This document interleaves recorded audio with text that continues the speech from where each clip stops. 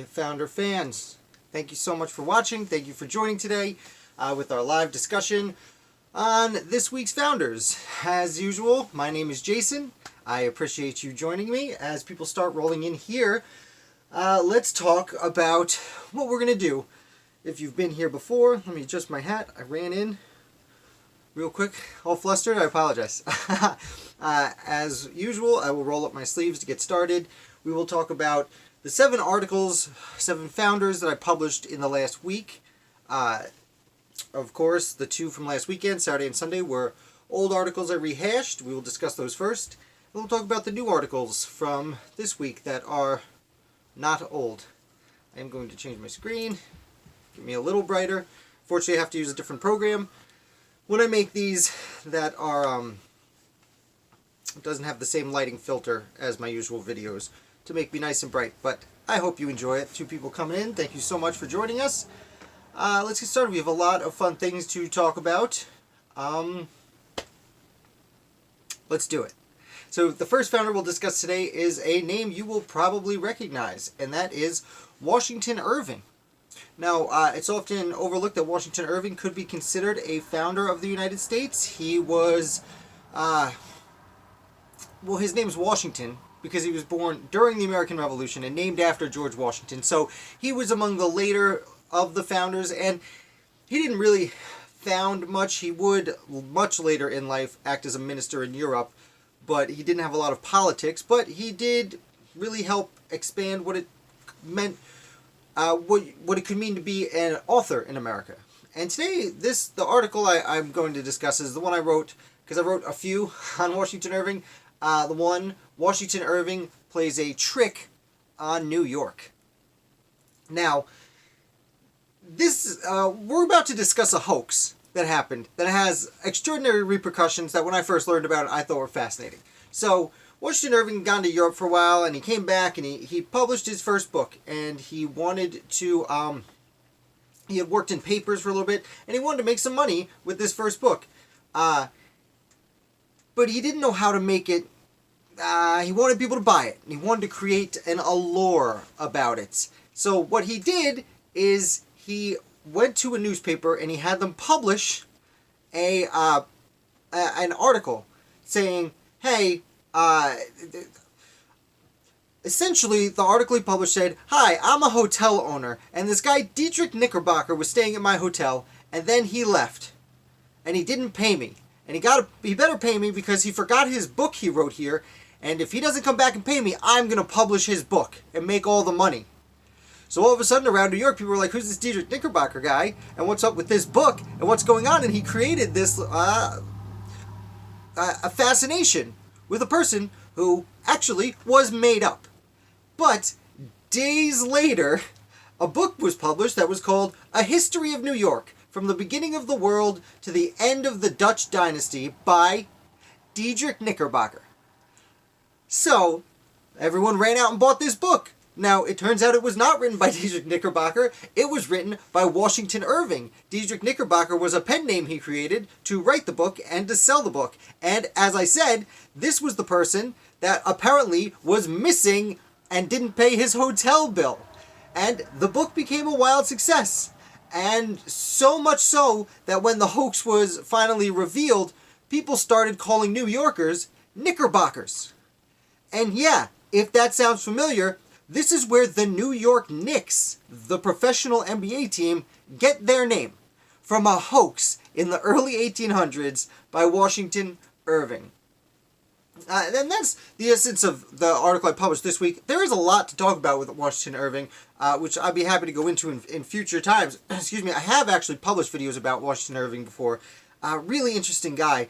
We often forget that a lot of his earlier stories, some of his most famous ones, are surrounding the American Revolution. I mean, The Headless Horseman is a very famous book, and we often forget that The Headless Horseman was supposedly, according to Irving's original story, a Hessian soldier that got his head lopped off either by a cannonball during the American Revolutionary War. And furthermore, the story Rip Van Winkle, well, Rip Van Winkle, we often forget that he falls asleep before the American Revolution and wakes up after the American Revolution.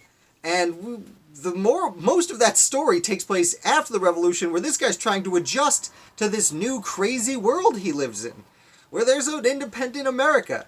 So yeah, Washington Irving's a fascinating character, but that is the hoax that gave us the New York Knicks. So, moving on. Thanks again to everyone joining us. On Sunday, I republished an article about Uriah Forrest. It's called Uriah Forrest Sells Washington to Washington. So, Uriah Forrest was a young man. He was about 20 years old when he joined the Continental Army, and he was well connected. He would make his way up eventually to Lieutenant Colonel and actually Auditor General of the Continental Army is a position he would achieve. We don't hear a lot about the Auditor General, but essentially, from what I could research, the position was to make sure there was no waste or corruption in the carrying out of the war, or within the army itself. An interesting position, not the most popular, famous historical position, but the highest rank you can go as far as an auditor in the Continental Army. He would then, after the war, travel back and forth to London to enhance his mercantile business on several occasions, and selling tobacco and wares of that nature. And then he actually was a friend of Thomas Jefferson and would correspond with Jefferson when the Constitution was published. They corresponded about what they didn't like about the United States Constitution. Forrest would then go on and attempt, he did serve very briefly as a Continental Congressman, but after the Constitution was published, he attempted to be an inaugural senator from Maryland. He was from Maryland, but he lost the race to be an inaugural, representative, not a senator, a congressman. He did run and lost, and then 3 years later, ran again and was elected in 4 years. So he did actually spend time as a congressman, and then he resigned. And he went and bought some property because they had just passed this bill saying, hey, we're going to start a capital somewhere on the Potomac. So Forrest went and with a group of other investors bought up as much land as they could around Georgetown. It was kind of a gamble because who knows where it was going to end up. And well, it ended up right where he bought the land. And he bought almost all of the property that then was the land that George Washington selected to be the nation's capital. And he took this money and sold it to the federal government at a tidy profit. Now, before we point fingers at him for being too selfish, first of all, someone had to profit. Second of all, that's how politics goes. And third of all, it would have actually spent a lot of time. Washington did have to buy other land, and it was time consuming. He worked with Benjamin Stoddard and a few other people who helped him purchase the land that wasn't owned by Forrest. But, so it did save time and effort to collect the land, but he, did kind of profit off the region of the United States, though he's far from the only one. I personally feel it's a very interesting story that he, as I said, sold Washington to Washington, which is an interesting way to look at it. So, moving on, unless there's any questions, let's see, is there anyone... No, thank you. Someone hit like. Anyone watching, if you would hit like, I would really appreciate that. You can wait till afterward, though. Helps get more people in our community and further these discussions we have. So, Monday, I published an article about a man named Richard Henderson. Now, Richard Henderson is a name I had come across on a few occasions, but never investigated a lot until recently. And I'm surprised that he's not way more famous. He essentially wrote the first, not constitutions, but organized the first territorial governments of both Kentucky and Tennessee. And that's a big deal. I'm surprised we don't know more about him. So, he has, his story is fascinating. So, first of all, he was a wealthy lawyer from Virginia. He traveled out west a few times, negotiated with the Native Americans to buy some land. First of all, buying this land was illegal for several reasons. This was happening in the early 1770s. So it's after the proclamation of 1763 where the French and Indian War ends. As a reminder, when the French and Indian War ended, the King of England announced a proclamation and said, you cannot go west of the Appalachian Mountains. That's Native American territory. This ends up being one of the many reasons that the colonists revolted, because many colonists, especially in the southern states, said, no, we just fought a war because we bought this land and we want to settle there. So, Richard Henderson forms a company called the Transylvania Company, and they do what, well, they wanted to do, which was they went over and negotiated with the Native Americans to buy a bunch of land. Specifically, he was negotiating with the Cherokee. And what happened was they created what was called the Treaty of Wantagh at Sycamore Shoals. Man, I can't even read it without mispronouncing it. I don't know what it is about this particular phrase. The Treaty of Watauga at Sycamore Shoals. And essentially, they came to an agreement with the Cherokees and other Native American tribes, but mostly the Cherokees, to buy a bunch of land. And it was more than half of what we now know as Kentucky. Just bought it. So, pretty hefty purchase. It did split the Native Americans. Actually, one Native American who was there stood up and gave a big speech about, like, this is a terrible idea. We can't sell to these guys. They're not good for us. And it split a big chunk of the Cherokee off. And they would actually end up becoming two nations, essentially. One that sold land to and was friendly-ish with the Americans, and one that did not. And as settlers came out, they would attack regularly. So what's interesting is at this treaty, a man that Richard Henderson had traveled out with was a friend of his, a man named Daniel Boone. That's a name you might recognize. So Henderson and Boone buy this land, and then they create a town called Boonesboro, which was named after Daniel Boone. And Henderson hires Boone to cut the wilderness road through the Cumberland Gap. Now, we're all accustomed to Daniel Boone finding the Cumberland Gap and cutting wilderness road through it. Boone did find Cumberland Gap, and that's why it was so essential he traveled with Henderson to these negotiations, because he had to show him where the gap was. But it wasn't cheap to cut the wilderness road through the Cumberland Gap, even though it ended up only being basically a little path just big enough for carts to come through. And Boone hired a bunch of men. I don't remember the exact number of men, probably 20, 25 men. And they took axes and saws and just cut trees down and cut this path through. That wasn't cheap to hire all these guys, and it was time-consuming. They had to be fed, and they needed gear to camp out. And Richard Henderson was the one who funded that. Not directly, it was through his company he started, the Transylvania Company. So, Henderson wanted to create another colony.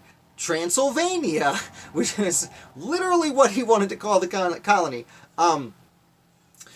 Unfortunately for him, he went out and negotiated this agreement and hired Boone and went back. And that was basically between March and May of 1775. Now, as a reminder, in the middle of that was April of 1775, where the Revolution broke out at Lexington and Concord.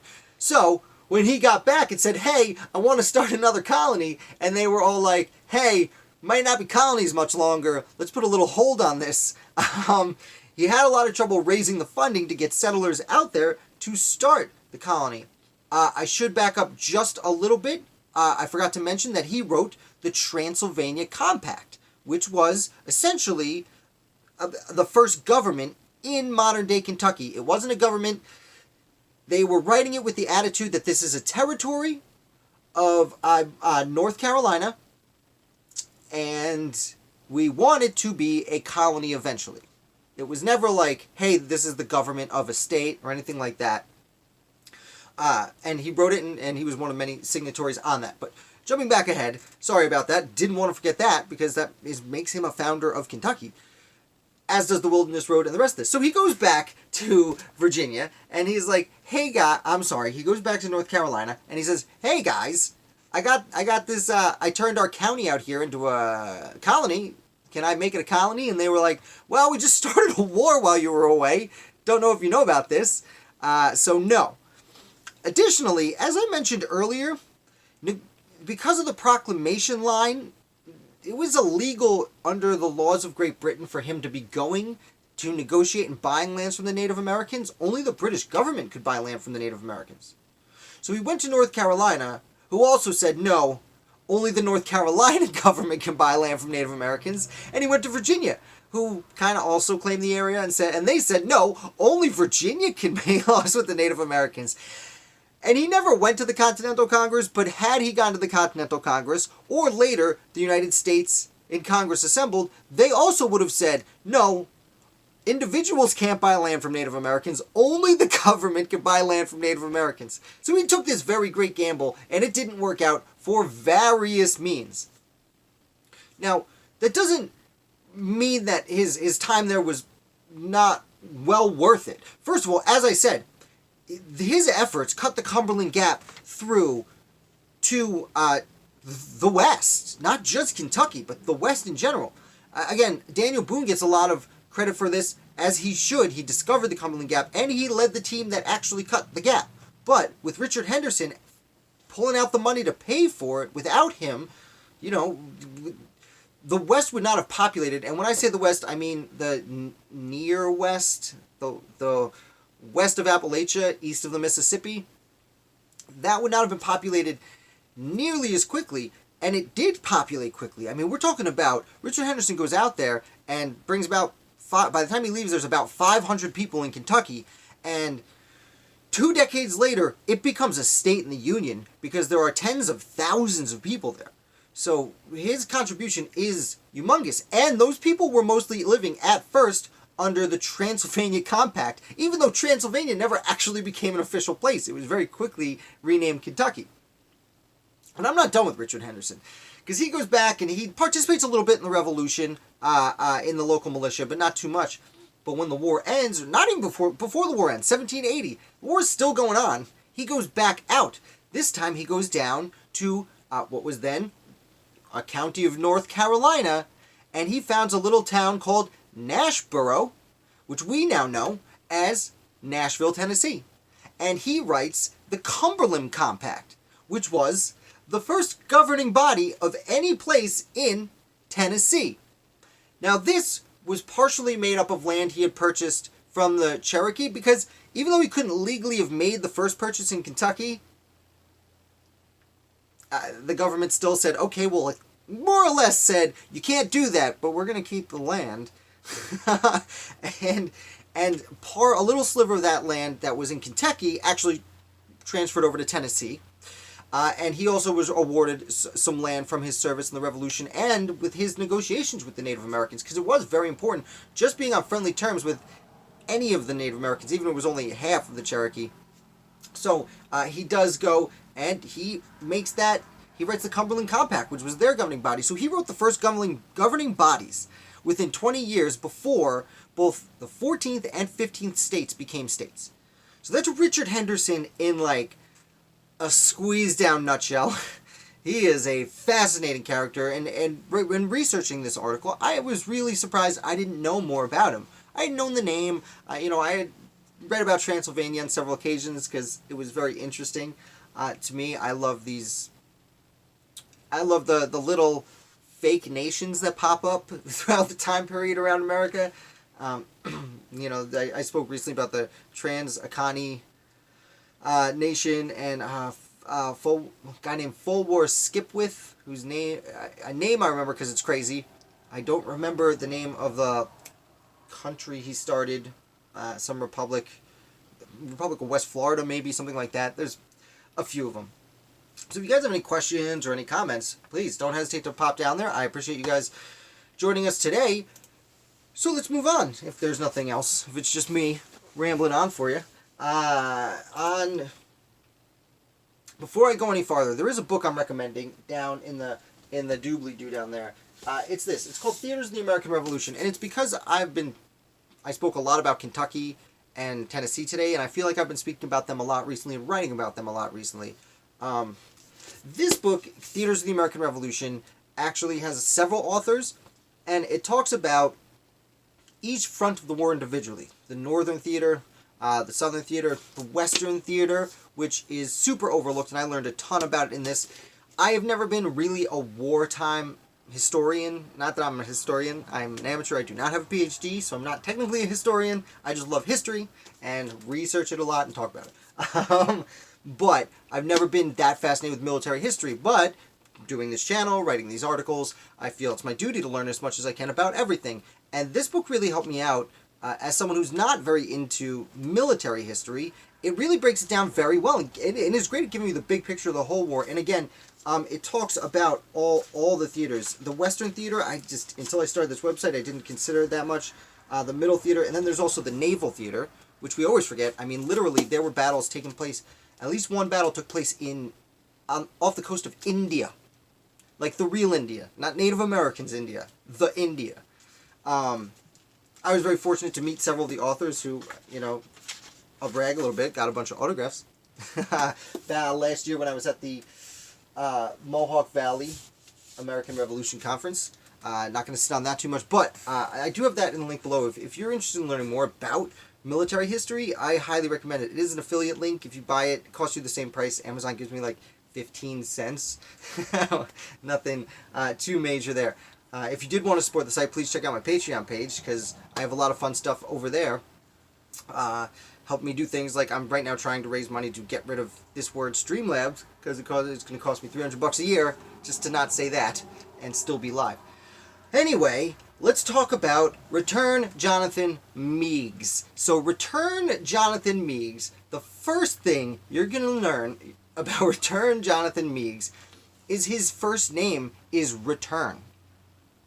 Yeah, I'm not just saying something interesting. I'm not bringing him back. I've never written about him before. His first name is Return. He's Return Jonathan Meigs, technically senior, because he also named his son Return Jonathan Meigs. It's going to be very difficult for me to continue talking about him without calling him Jonathan Meigs. It just seems so natural. So, Return Jonathan Meigs, great name. He joined the Continental Army right after the Siege of Boston. He was from Connecticut, joined the local militia, ended up in the Continental Army, fought in a bunch of battles. His big thing was the Meigs Raid, named after him, also known as the Battle of Sag Harbor. Now, Sag Harbor is a port, or was a port, I guess technically still is, was at the time an important port on Long Island. And if you ever look at a picture of Long Island, it looks like a fish, and it's got two kind of fins in the back, and it's inside the fins on the southern harbor, on the southern fin, so it's kind of in this big, deep, gigantic, I guess bay, you could call it. The British had docked there.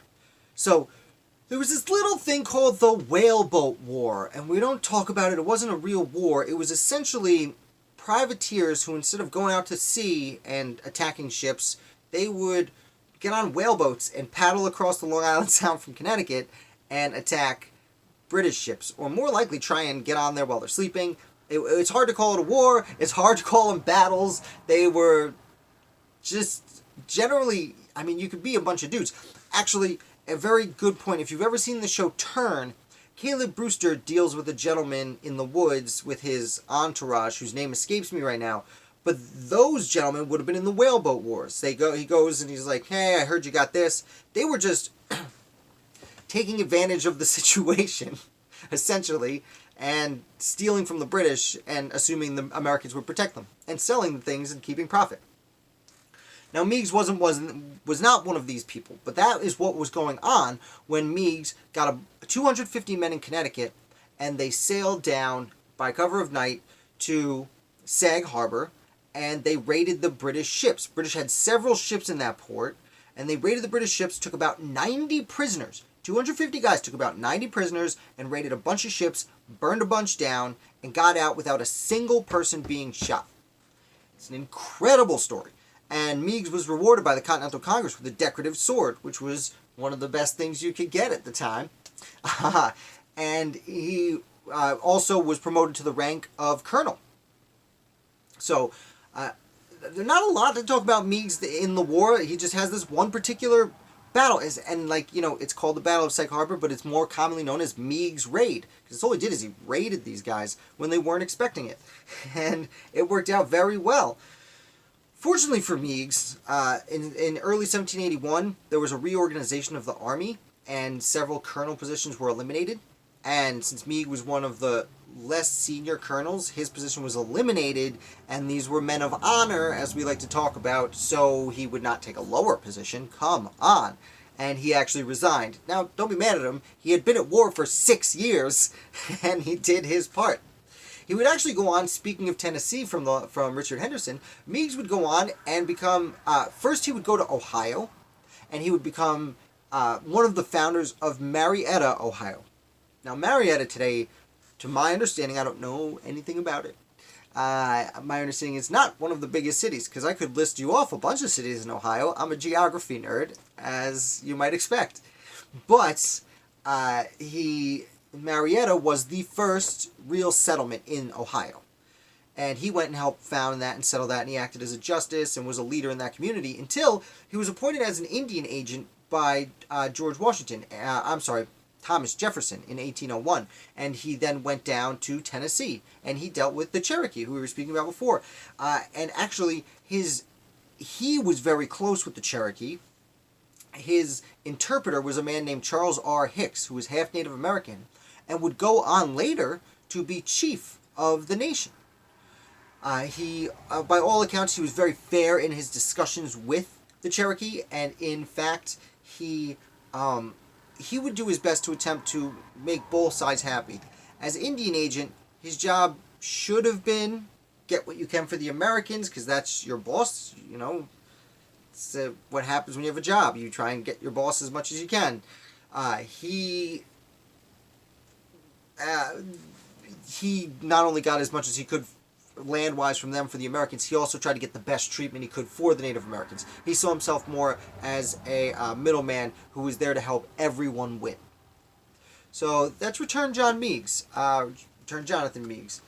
He lived most of his life. Actually, I should end with, in the 1780s, he was very old at this point, still acting as the Indian agent in Tennessee. And the story goes, and I can't confirm this, there's probably no way to confirm this, but as the story goes, Return Jonathan Meigs was so nice to the Native Americans that when a chief came to his house, he let the chief take his whole house, and Meigs went and slept out in a tent, and unfortunately caught pneumonia and passed away from that. Again, it's speculative, but it's a really heartwarming story, so I like to hope it's true. Anyone has any questions, please let me know on Return John Meigs or any of the other gentle people we've discussed this week. If not, I'm going to continue on, and we are going to go a little bit north, still out west, a lot of out west this time, but this time it's western Pennsylvania. We're going to talk about a man named Joseph Neville. Now, Joseph Neville was a very interesting, pardon me one second, I need to take a sip of my coffee. I've been speaking for about half an hour straight. You'll forgive me. Pennsylvania, Joseph Neville. Joseph Neville grew up in Virginia, lived on the Pennsylvania-Virginia border out west. When the Revolution broke out, he was already a leader in the area. Virginia asked him to fight for their army, but he was already working with Pennsylvania because it was that type of border where it was like, are we in Pennsylvania right now or Virginia? And so, but he was important, so everyone wanted him. He was quite important. Oh, hi TJ, thanks. I appreciate it. So, the war breaks out. He does fight. He fights in the war. He does end up at the end of the war, being brevetted as a brigadier general. So, it's the term brevet, I like to always acknowledge, it essentially means honorary. He was honorarily appointed to brigadier general, but he gets to hold that title for the rest of his life. So it's not quite honorary. He just doesn't actually lead in that nature. This was done a lot at the end of the Revolutionary War, and it's done a lot at the end of most wars, I would suspect. Many of the people who really deserved it, who really stood out throughout the years of the war, were given a brevet promotion. So he was appointed as a brigadier general right at the end. And during the war, just after the war, he actually serves on Pennsylvania's Supreme Council, representing his county out west. And Pennsylvania's Supreme Council is extraordinarily interesting. Basically, the Revolutionary War starts and they write the Declaration of Independence, and suddenly all these colonies are states, and suddenly they all need real constitutions, and they all go out and write them, and most of them are pretty similar, except for Pennsylvania, which has tries a whole bunch of different stuff. First they try a unicameral legislature, and they try, so just one body of representatives, and they try the Pennsylvania Supreme Council. So instead of having a governor who might, be a tyrant, they had a board of people, which is something you hear discussed still today. I've heard throughout my days living in the modern world, I've had some people bring that up to me, that it's we should have a board instead of a president. Well, Pennsylvania Supreme Council is just one example of why that's probably not a good idea, because they just couldn't decide on anything. When something had to get done, they would step on each other's toes. Even guys who were friends and agreed with each other, they just couldn't get it done. Now that's a bit beside the point. I bring this up because Joseph Neville served on this board, indicating how important he was, even as someone who lived on the frontier out west by Pittsburgh, which wasn't even Pittsburgh yet. It was just the West, Fort Necessity, Fort Pitt. Not a city at all, although at this time, of course, a city was building up around the fort that would become the modern day of Pittsburgh, blah-de-blah-de-blah. So, years go by, and George Washington becomes president, and his buddy Alexander Hamilton's helping him run the country, and they decide to come up with a tax on distilled spirits, aka a whiskey tax. And we are going to the Whiskey Rebellion. So, Joseph Neville's out there, and he was, friendly with a lot of the founders who were from civilization, essentially. So, they give him the position of revenue collector, which essentially makes him taxman. And I'll remind you that in the early 1790s, we're about 20 years removed from, tarring and feathering the taxman. So it's a little surprising how eager he was to take up this position. Either way, he does take it. And the thinking was, with the federal government, was, it's distilled spirits. There's not that much of it out there. It's not becoming. It's a sin tax, essentially, and it'll be fine. And it wasn't fine. The problem is, you could pay for the whiskey in two ways. You could either pay a flat fee of a lot of money, and that's it. You can buy and sell as much whiskey as you want, or you could pay by the gallon. Now, whiskey distillers further out towards civilization by the coast, who had big operations, would just pay the flat fee, and that's fine. But most of the people in western Pennsylvania, as elsewhere, their whiskey, they didn't have that much money, so they had to pay by the gallon, which made, and now there's approximations, but essentially the big wealthy distillers were paying about 2 cents less a gallon than the poor farmers out west. And I should add that the Spanish had restricted trade on the Mississippi at this time, and the farmers in western Pennsylvania were growing grain.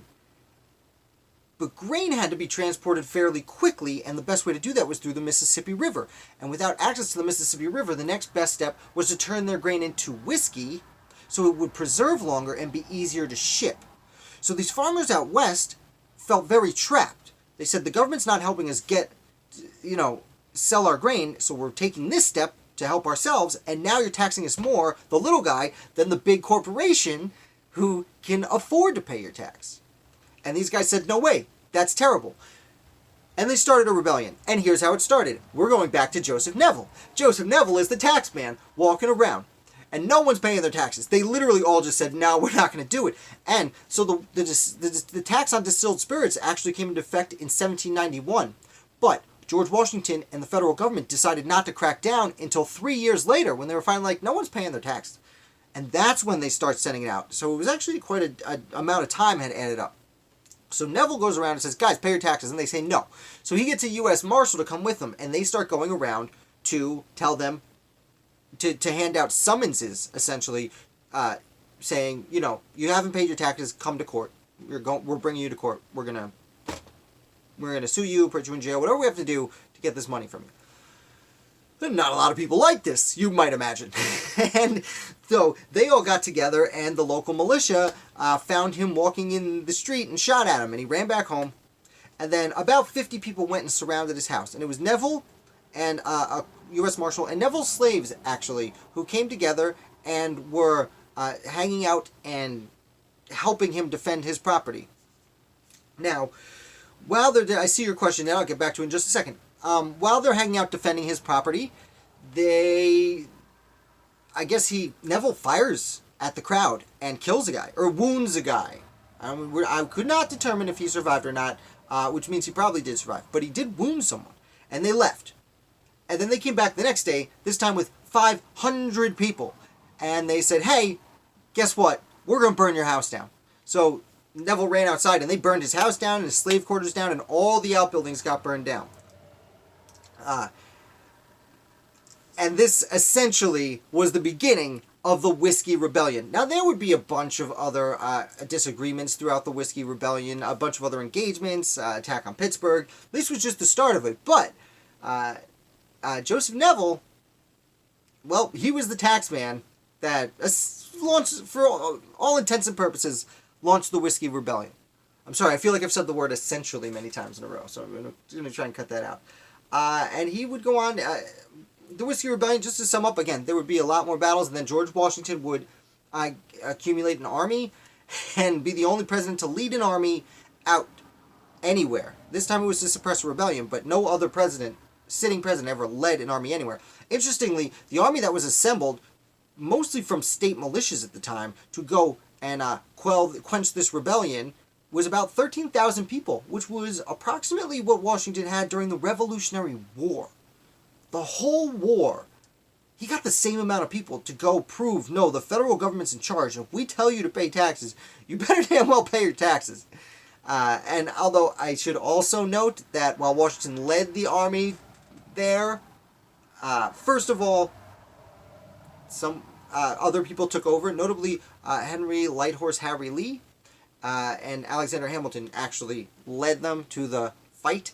Also, there was no fighting. Once a 13,000-man army showed up, and you got maybe 1,000 people, they gave up very quickly. Not that I should laugh. I'm firmly on the side of the Whiskey Rebels, had I been alive then. Also, I should note, if you're from the Pittsburgh area, within the Ohio River right there, there's Neville Island, which, looking at a map as I did the other day, seems to be in the greater Pittsburgh metropolitan region. Well, Neville Island is named after Joseph Neville, because that's where he retired to. I did see some questions. Ned, was whiskey the most popular alcoholic beverage at the time? That's essentially, I keep saying essentially, I'm sorry. That is, I will guess, an impossible question to answer. Whiskey was popular out west. It remains popular throughout the country. I would imagine, I know for people like Thomas Jefferson and Ben Franklin, for the wealthy few, tasty French wines were all the rage. I would be under the impression that beer would be the most common drink for across the board. It was the easiest to make. Most people brewed beer in their house. At a time where they didn't understand why drinking water out of a lake would make you sick, but they knew that drinking beer would not make you sick. A lot of alcoholic beverages and distilled spirits were defaulted to. We know now that when you make beer, you boil the water to make the beer.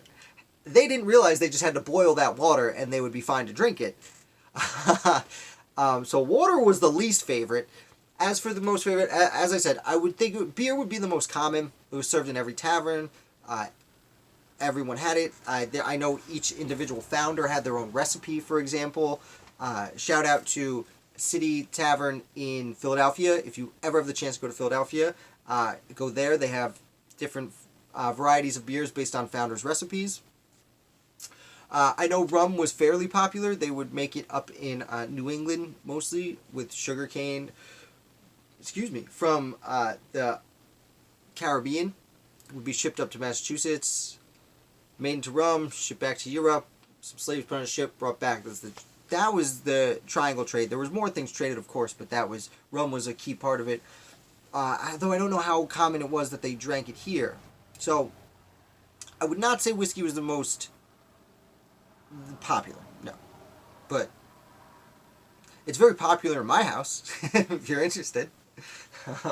Actually, no, it's not. Only I drink it. Between my spouse and I, beer is more popular in this house. Excuse me 1 second.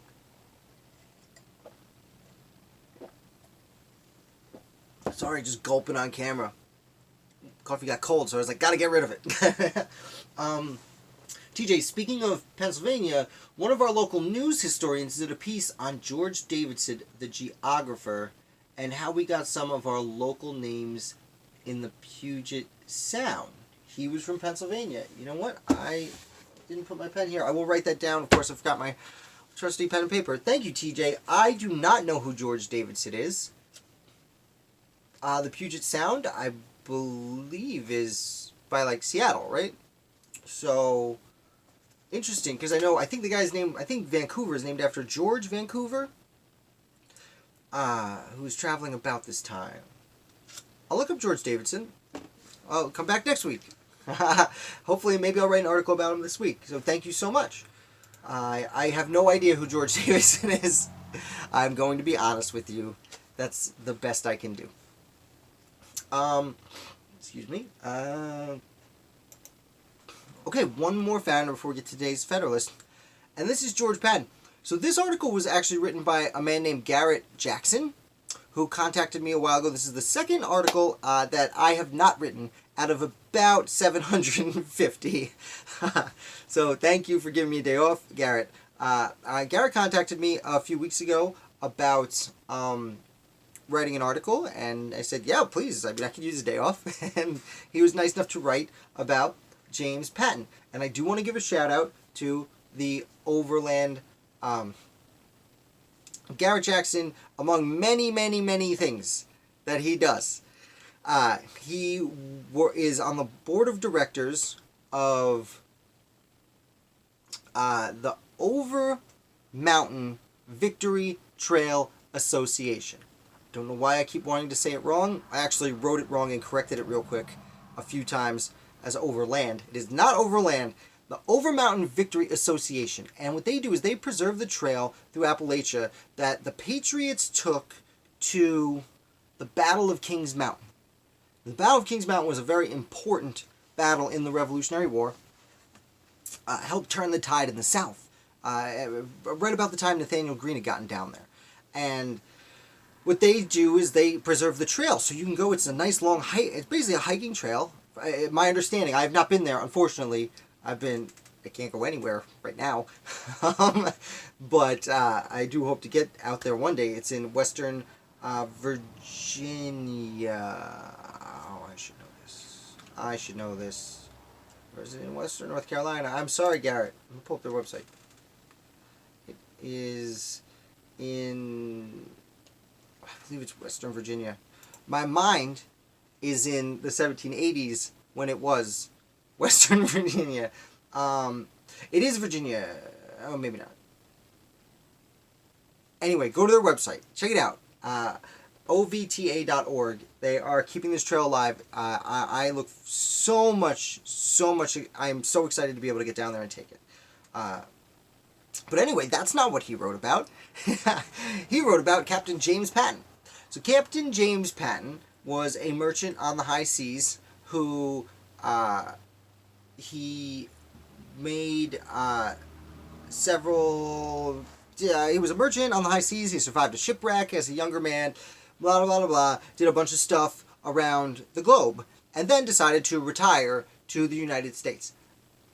Granted, at the time, it was British North America, because he passed away before the Revolution. He's a little bit earlier than many of the founders we discussed. But this is when we get into his story, because we are very Americentric on this channel, and we like to talk about what happens here. He brought a horse with him. Doesn't sound too impressive, but he brought Bully Rock. Now, Bully Rock was the son of the first Arabian thoroughbred brought to England. So, I don't know a whole lot about horses. I will be honest with you. That's why I'm very happy that Garrett was nice enough to write this article for me. Apparently, in what was then Arabia, there were some very good horses for breeding, some good thoroughbreds. And one of them came to England, and then that thoroughbred, the first one in England, one of their children was Bully Rock. And Bully Rock, after being a horse for most of its life, was brought to the United States and came with James Patton out to just over the hills, Western Virginia, as we're talking about now. And while he was in West Virginia, he started siring other horses. And he became Bully Rock is the founding father of American thoroughbred horses. Literally, every thoroughbred born in the United States right now is a descendant of this one horse, Bully Rock. And that's all thanks to James Patton, who brought it here for us. He was also an explorer and a land speculator and a settler and kind of I don't want to use a bad word, kind of a jerk. He kind of pushed people around to get his way, but the rough and tumble of the old West, like, this is before the West was the West, you know? That's kind of how things went. There's even a fun anecdote Garrett wrote about how he wanted to, he was a Presbyterian, but to own land and be a part of the local government, you had to be an Anglican, because this is still when the Church of England was running things. And he went in there and was just kind of being mean to the local rector and essentially said, do it or I will run you out of town. And they were like, okay, you can be part of the government. So a lot of fun. I told that a little bit wrong. He actually did run the first rector out of town, and then he said the next person who can be the rector in this town is the one who can outdrink me. And they just pounded alcohol, and whoever could pound the most. I don't know what spirit they drank. I would assume it was a liquor, because then as now, that's what the fun drinking games are made out of. And furthermore, much of the land that Patton had purchased, he called Draper's Meadow. And that land is today where Virginia Tech sits. So not only did he bring over the first thoroughbred horse, Bully Rock, but James Patton, well, he organized the property that would currently hold what I understand to be is a very prestigious university in the United States. I have not attended Virginia Tech. I can't attend all the colleges. I attended one small college in upstate New York, what feels like a very long time ago. So that's James Patton and Bully Rock. If you have any questions, please let me know. I did see some comments come up, and definitely check out the Over Mountain Victory Trail Association. In these weird times, I'm sure they can use any help. If you have $5-10 you want to throw their way as a donation, I am sure they would appreciate it. Museums and I should go back to my watch screen. Museums and things like that, they need help right now, and we really, any money we have lying around. I know times are tough for everyone. Like, I'm no different, but any money we have lying around, it's one of many great causes. I recommend you give them a look. So I'm going to go back a little bit. I saw a bunch of questions pop up, but I didn't get there.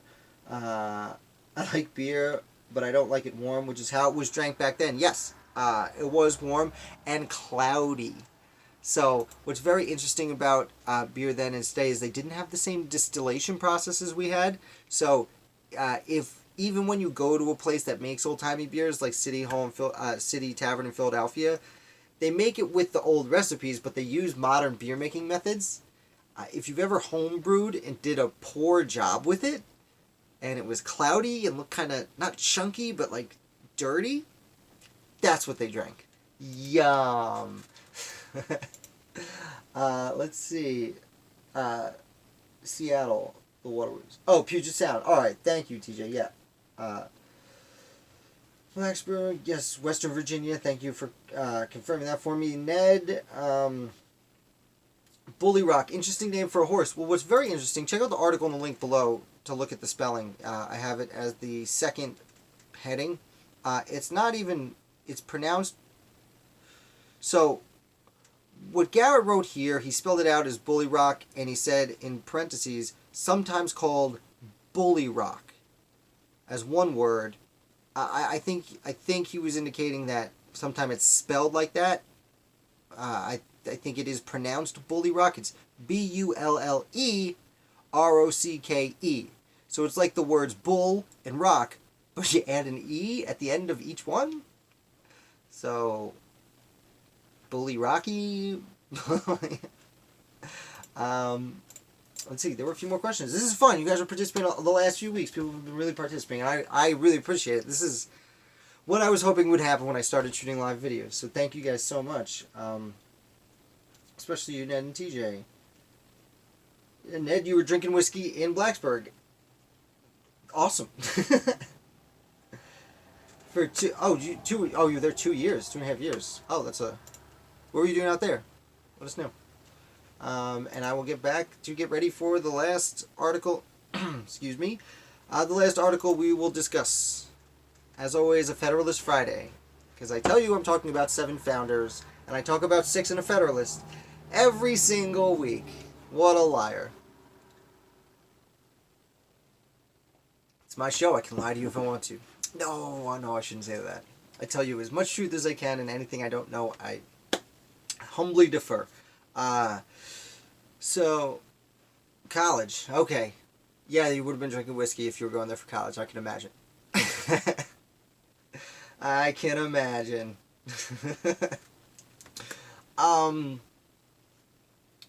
Federalist number 77. We are closing the end of Federalist. We are getting close. A few more weeks. Written by Alexander Hamilton on April 4th, 1788. They're still talking about presidential appointments. And as soon as I read through this one, I was like, why? We just did this last week, Alexander. You're giving us more presidential appointments? No one really cares. But people did care about what happened at the time. And we have to keep in mind when they're writing the Federalist Papers, it's not just like they published a book. Here are the Federalist Papers. They were writing every 2 to 3 to 4 days, sometimes in February 1778, every day, sometimes more than once a day. And they were arguing against things that people had said at the time. So when Hamilton wrote one paper about the Senate's place in presidential appointments, other people published arguments against that. So he was forced to write another Federalist paper basically about the same topic, but arguing a different argument? Or arguing against a different argument? Or, you know what I mean. Discussing the same topic in a different fashion. This time he's discussing the Senate's sway over the president, or the president's sway over the Senate. And he's like, first of all, the president's not gonna have any sway over the Senate. It's one guy. They're a bunch of guys. Bunch of people, but at the time, guys. He did go a little deeper into the concern that the Senate would have too much sway over what the president could do. And his argument was essentially, listen, the president's going to make a recommendation. The Senate can agree with it or not agree with it, but they can't make him recommend someone he doesn't want. So the president, he or she, the president could recommend whoever they want over and over again. All the Senate can do is veto. It doesn't actually give them any power over the president. And then he goes on to say, and this is the crux of it. Now remember, Hamilton is writing in New York for New Yorkers, trying to convince. The Federalist Papers are almost all of them written with the headline, "To the people of New York." I guess I didn't need that many quotes. To the people of New York. Nailed it. Okay. So, he's saying, you guys are criticizing this idea that the president makes a recommendation and the Senate needs to approve the recommendation for political appointments. And he says, look at yourselves, New York. Look at how you do it. At the time, the way political appointments happened in New York, The governor and a group of 3 to 5 people would go into a secret room. What Hamilton actually says, an apartment. They go into an apartment and discuss, which I'm sure had a different meaning at the time, but they go into a secret room, decide who's going to be appointed, come out, and just tell everyone, here are your appointees. And Hamilton's argument is, that's crazy. That's way, way, way shadier than what we're saying here, which the president has to publicly announce who he wants, and the Senate has to publicly confirm these people. One of Hamilton's arguments I agree with. Hamilton says a lot of convincing things in these papers, as does James Madison and a few times John Jay. Hamilton also gets a lot of things wrong. And I love pointing out when Hamilton's wrong. I am as unbiased as I can possibly be when I write these things. I try and keep the openmost mind that I can find in my brain. But I like to be honest, and had I been alive at the time, I would have probably been an anti-federalist and then probably been a Jeffersonian. So, when I get the chance to criticize Hamilton, I enjoy it. I do. I'll be honest. I did give him credit for something he already wrote in this paper. Keep that in mind when you're trying to call me not objective. I gave him some credit. Hamilton says, this method will keep a lot of stability in the federal government because when the president comes in, since political appointments are recommended by the president that have to be approved by everyone, most of the Senate, people of both factions, that they're going to be people of character. Who, there were no parties at the time, they didn't want parties or factions as they called them, but they would say, hey, there will probably be divisions. So the way we'd look at it today, people of both political parties would have to approve someone in the Senate. So they will only be people of character. And, well, that means when a new president comes in, they won't have to overhaul the whole system. They already have people of character in those positions, and they can just maintain those positions. And that's not what happened, at all. There are some exceptions of people who did stay very long times in their position, from George Washington all the way through James Monroe into John Quincy Adams. There are men of character, and now we would call them people of character. Again, unfortunately at the time they were all men who did hold their positions for a very long time. But everything goes well when Washington becomes John Adams. But then John Adams becomes Thomas Jefferson. And there was a massive overhaul of political appointments because they were from the other party and they were doing things wrong. They were trying to make things more Federalist, and we wanted to make things more Democratic Republican. So, sorry, Hamilton, you were way off on this one because it happens even through today. As we discussed a little bit last week when we were talking about political appointments, we had brought up Merrick Garland and Brett Kavanaugh went through very hostile investigations, if they went through them at all. That had happened pretty much immediately too with political appointments. It makes sense that Hamilton would have had to argue about political appointments more than once because it did end up becoming such a hotbed issue or such a problem for something that does seem fairly menial. I don't want to say it is menial because we need political appointees to be running the United States of America. We still do. We needed them then. The method of how at first struck me as kind of a lot to talk about, but literally now as I'm talking about it again to you, I'm realizing, no, I can see why they needed to write 2 articles about it. I didn't, but I did in the last 2 weeks, and that is essentially where we're going to conclude. Thank you guys for watching. Now let's see to University of Minnesota. Oh. TJ, you went to Minnesota. I thought you were out in Washington State. Just traveling the whole wide world. Look at you. Great job. The Golden Gopher? Okay. Got it. Well, congratulations to the Golden Gophers for having such a charming student. That is about it. If you guys have any other questions, now is the time. We are at 59 minutes and 1 second. I have not surpassed a full hour, so I am going to wrap it up pretty quickly here to keep it under an hour. Thank you so much for watching. someone just joined at the end, you are an hour late, and we are just closing up. I apologize.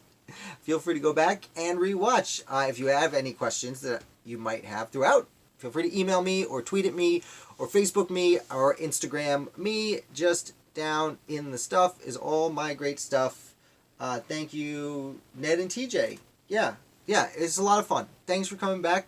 Every week, TJ, you missed a week or two here, and someone else popped in and popped back out. So hopefully over the next few weeks we get 5, 6, 7 more people and, really make it grow. If you guys did want to support my site, feel free to go to my Patreon page down below. And anything you can help, I am trying to get rid of this Streamlabs word here. So with that being said, and 3 seconds left, thank you guys so much for watching, and I will see you next week.